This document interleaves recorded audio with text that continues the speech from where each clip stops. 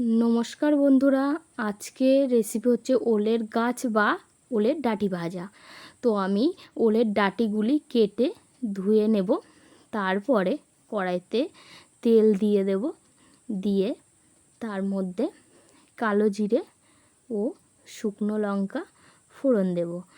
দেওয়ার পরে এবার তারপরে আমি কেটে রাখা ওলের ডাঁটিগুলো দিয়ে দেব।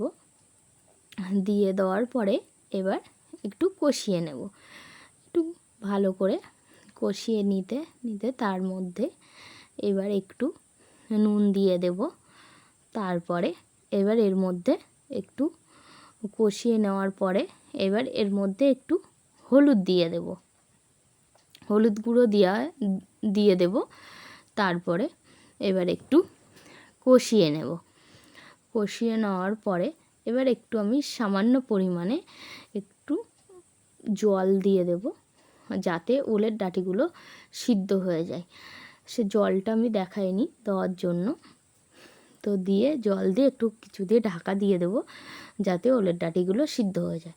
তারপরে এবার তুলে নিয়ে এবার এর মধ্যে কষিয়ে নেওয়ার শুকিয়ে গেছে জলটা, তার মধ্যে আমি এবার একটু জিরের গুঁড়ো দিয়ে দিয়েছি। জিরের গুঁড়ো দিয়ে তারপরেও আবারও কষিয়ে নিচ্ছি। এরপরে একটু তোমরা যদি মনে করো যে একটু মিষ্টি দেবে তো দিতে পারো। তো তারপরে এবার আমি একটু এর মধ্যে কাঁচা লঙ্কা, সর্ষে ও পোস্ত বাটা দিয়েছি, দিয়ে এবার আবারও কষিয়ে নিচ্ছি। কষিয়ে নেওয়ার পরে এবার এর মধ্যে গোলমরিচের গুঁড়ো দিয়ে দিয়েছি।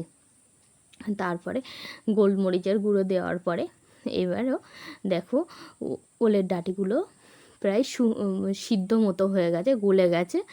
তারপরে এইবার আস্তে আস্তে মেন অপশনাল হচ্ছে তোমার ওই যে সর্ষে, পোস্ত, কাঁচা লঙ্কা, এইগুলো দেওয়ার জন্য ওলের ডাঁটি ভাজাটা বেশি খেতে ভালো লাগে। তো আমার রেডি হয়ে গেছে ওলের ডাঁটি ভাজা। তো এইভাবে খেয়ে দেখবে কেমন লাগে খেতে। তো ভালো লাগে। টাটা বন্ধুরা, রেডি ওলের ডাঁটা।